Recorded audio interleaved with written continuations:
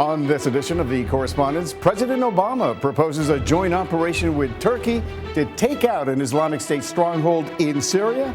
Turkey's president says that should not be a problem. Further south, U.S. drone strikes kill more than a dozen al-Qaeda militants, but experts say the group remains a significant threat in the region. And in U.S. politics, who would make a better commander-in-chief? Hillary Clinton and Donald Trump make their case before a military audience at a nationally televised forum.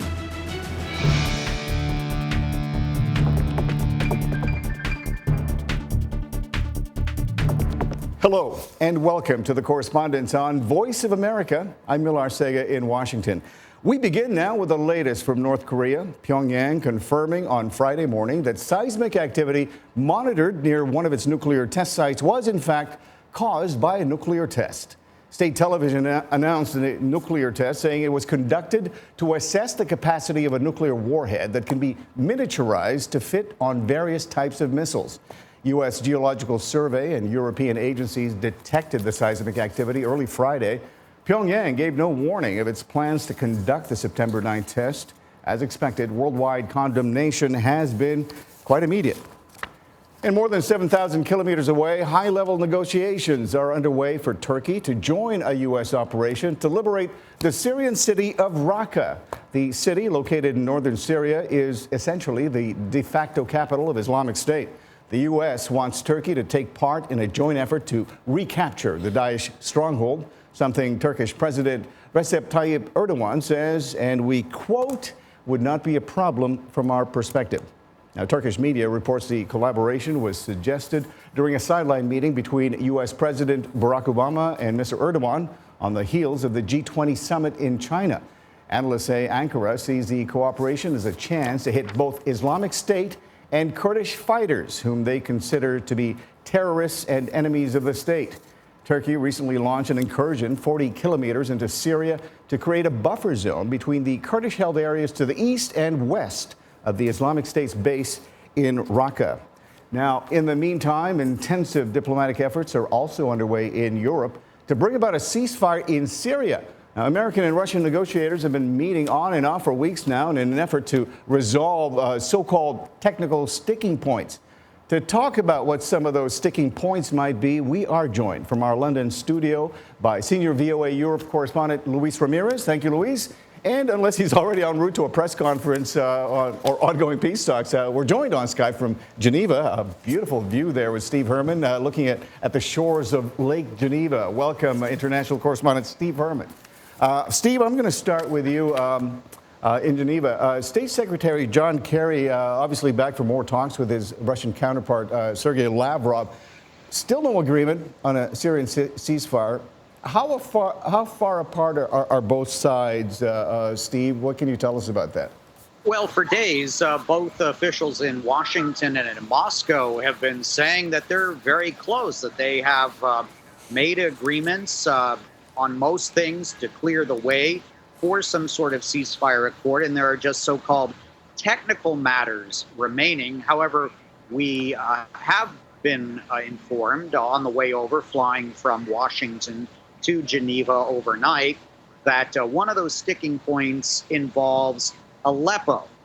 That's a city under siege in Syria, and to make sure that there's not going to be some sort of massacre there, and that there can be humanitarian access and there can be some restoration of commercial services. It's not simply stop shooting, is the way that one U.S. official put it to us on the plane. I see. Steve, do you get the feeling that they're getting pretty close to reaching some kind of an agreement? Do you expect an announcement anytime soon? We could get an announcement that there's going to be a news conference to give us an announcement in 5 minutes. It could be 5 hours, or it could be a few days. That's the way these things go. Right. What we do know is they have been talking for a number of hours today, and Secretary of State Kerry felt that they were close enough that he would fly back and talk to his Russian counterpart, Sergei Lavrov, to try to wrap it up. Now, they're playing down expectations, the Americans at least, that something imminent and major is going to be concluded.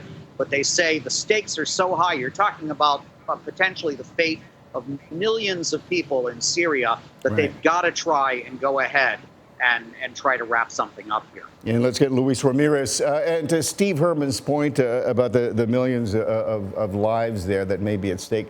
Luis, these talks have now been going on for weeks. It has to be frustrating, not just for the White House, but for a lot of human rights groups, even the UN. And obviously, they want something done to ease the suffering of those innocent civilians that are caught in the crossfire.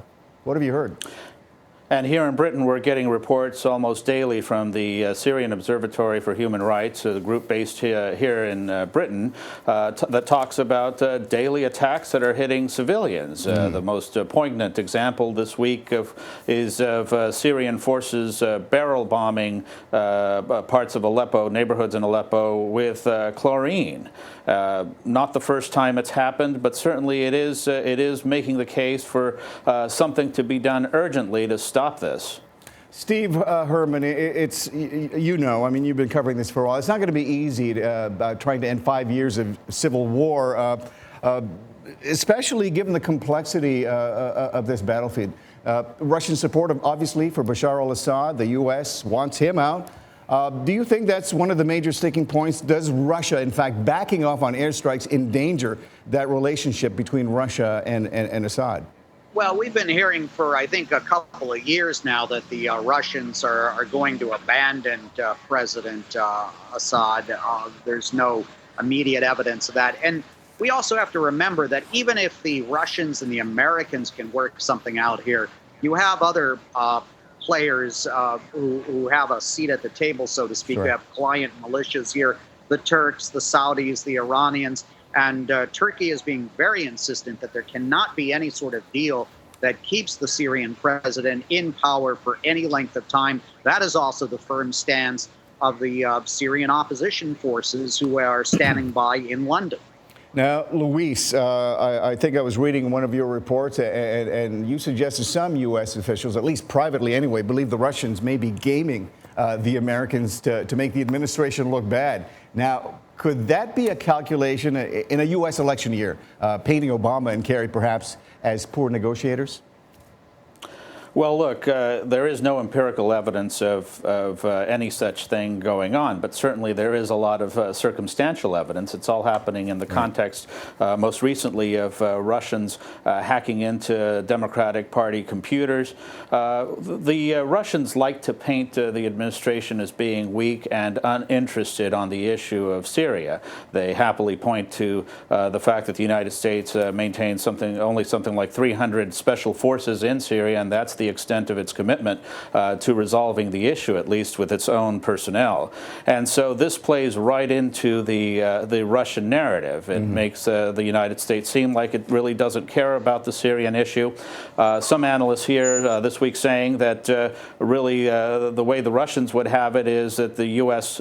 joined them in their fight against the Syrian opposition, the armed opposition, but that would implicitly mean sustaining Assad.